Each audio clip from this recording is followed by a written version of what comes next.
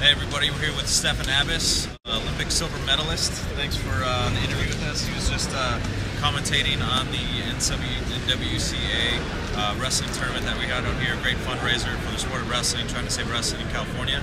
Stephan Abbas, you've been using the cutting weight suit. What do you think so far? I like it. It was I got the chance to use it for my second fight, and got me down to weight. I'd like to use it a little bit more, and maybe break it down a little bit and see exactly how much I can lose with it. Yeah, so we're going to talk to Stephan. He's been cutting weight for, how long did you start wrestling? Like when you were a little kid, I'm assuming? I started when I was 7 years old. 7 years old, so this guy's got a lot of wrestling experience.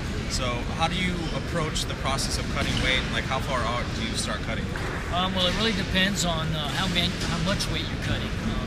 Each person's different in the amount of weight they lose. I think it's important to really weigh yourself before and after you eat. When you wake up in the morning, right before you go to sleep, you should really know how much you weigh at all times. Really break it down. You have to think about staying hydrated. That's one of the most important things, especially if you're cutting a lot of weight. I think one thing a mistake that guys try to do most of the time is they dehydrate themselves. So eating little meals, eating 5 times a day, keeps your metabolism going. And you wanna stick to the right foods. Obviously, sticking to vegetables and lean proteins, chicken breast, and fish. Those are the type of lean proteins that are really good for your muscles. I think you can get your carbohydrates from the vegetables, so staying away from the rices and the pastas. Those things tend to turn to fat as you don't use that energy. So sticking to the right foods and eating every 2 hours, I've found to be one of the most effective ways to lose weight without dehydrating yourself. And then what's the process? Like how far out do you start cutting? Are you like within like a 15-pound range? And then you kind of just break it down, you start decreasing your training, like decreasing the amount you're consuming, or just cleaning your diet, or what's your process? Well, the training in itself is going to burn most of your calories. You're gonna lose most of your weight from the training. For me, I would start maybe 2 weeks out of a competition before I really start tapering down what I eat and really just paying attention pound by pound from that point on. Right. And then how much would you be within that weight range? I'd be about 15 pounds. About 15. Yeah. And then you're bringing it down. You're increasing your training. How many hours per day or week are you training? Like how much are you increasing? Are you doubling it at about that time? Or do you get to a point where you're like peaking and you're just switching your training into like a different world, like different types of training? It definitely depends on what kind of competition you're in.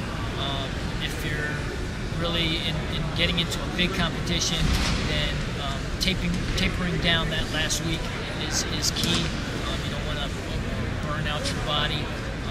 So you're really decreasing your activity, but you're eating right, and obviously you want to stay in shape and move around. You don't want to just sit around. So. Right. What's your favorite types of training? Say if you're in a tapering mode, would it be like like some kind of cardio, like a treadmill, or like doing sprints or doing hills? Or like, definitely, you want to do a low impact type of training. I like jump rope. Any kind of jogging is good. Running in itself can get a little boring and tedious. So being creative with it and trying new things keeps it exciting. Right.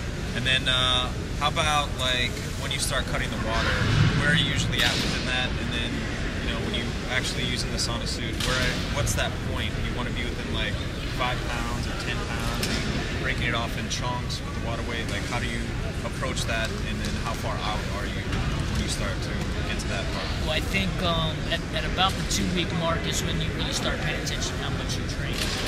Right. I'm not saying dehydrate yourself, but you definitely should be paying attention. And I know, like, if I drink 8 ounces, that's going to be a half a pound. So these are the types of things that go through your head, and you just pay attention to whatever you put in your body. If I'm eating this is a half a pound. If I'm drinking this is a pound. You're measuring it. So you're constantly knowing exactly how you weigh, how much you weigh, and so yeah, it definitely carries over. It makes making weight a lot easier. Constantly know what you weigh, and you got a good system. Yeah, you see some guys that come from the school of thought where you want to consume more water, so they're drinking like a gallon or two per day, and then when they get to the sweating part, their pores are open more, and then it just kind of pours out of them type thing.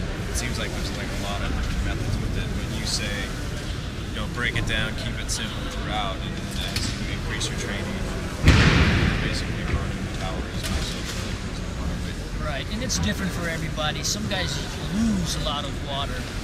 For me, I was a little guy, so I didn't really sweat a lot. I didn't lose too much in practice. I would lose 2.5 pounds. But I know guys that lose 10 pounds in practice. So obviously their diets are going to be a little different, and how they deal with them. Right, and then how about, say you make the weight, what about as far as recovery? What kind of food and intake are you doing? Do you have something that's like a routine after every time you make weight? I definitely try to put in some kind of a vitamin meal replacement, something that can give you all of your nutrients back that you lose when you make weight. Obviously, water's the best thing that you can drink, and you put those foods back in your body. But for the most part, you gotta eat right. You don't want to eat anything too heavy; it makes you sluggish. Pastas are really good because they give you that long-term energy for recovery. And then what about for like sodium and electrolytes and stuff like that? Do you do like a Pedialyte or like a Gatorade? I've seen guys that do that. I'm not big on that. There are rehydration drinks that are better than Gatorade and better than those things. Right. So obviously those will help. Yeah. But more than anything, water. Water is all you need. Right. Keep it clean. Yeah. Yeah. I notice sometimes I'll drink Gatorade and my stomach will kind of be upset, you know. And then if you have a tournament in the next 2 hours, it does kind of mess with it. For sure. It's a sugar. For sure. Yeah. Exactly. And then meal replacement. Do you have any types that you're using? Are you using like a whey protein or like a creatine or like amino acids? It's a real basic. It's just I think more than anything the vitamins, the nutrients that you use those types of supplements. So as long as it's vitamin packed, protein based, and multivitamin type thing, or you yeah, know, like a meal replacement type thing. exactly. Right. All right. Excellent. This is Stephen Abbas, and thank you for your time. We appreciate it. Good luck with the MMA career now. Thank you. All right. Thank you.